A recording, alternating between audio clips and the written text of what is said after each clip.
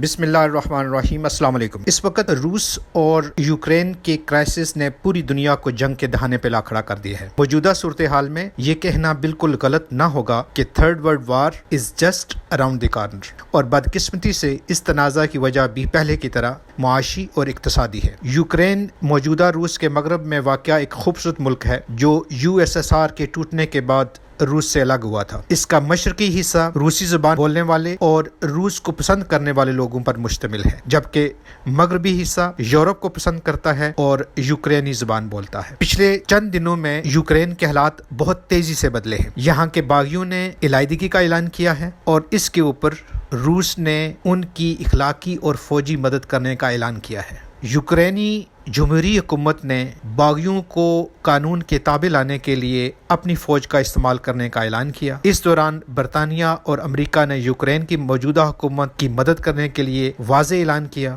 جرمنی نے بھی روس کے ساتھ گیس پائپ لائن یعنی نارڈ سٹریم پر کام روک دینے کا اعلان کیا ہے۔ فرانس کی حکومت نے روس کے اوپر سینکشنز لگانے کا مطالبہ کیا ہے۔ اب یہ وہ صورتحال ہے جس میں یہ تنازع حل ہونے کی بجائے مزید خراب ہوگا۔ اس دوران چین کا کردار انتہائی اہمیت کا حامل ہوگا، لیکن یہ مسئلہ جلد ہونے کی توقع نہیں، کیونکہ امریکہ کو اپنی خواہش کے مطابق مین لینڈ سے دور ایک اور بیٹل فیلڈ مل گئی ہے جہاں وہ اپنا اسلحہ بیچ سکتا ہے اور افغانستان میں حالیہ ناکامی کی بے عزتی کو بھی کم کر سکتا ہے، جس سے نیٹو ممالک میں اس کی گرتی ہوئی ساکھ بحال ہونے کے چانسز بڑھ جائیں گے۔ روس تو ویسے بھی اپنے موقف پر ڈٹا رہے گا، ورنہ یوکرین نیٹو کا حصہ بن کر روس کے لیے تجارت کے تمام راستے بند کرانے کا موجب بن سکتا ہے۔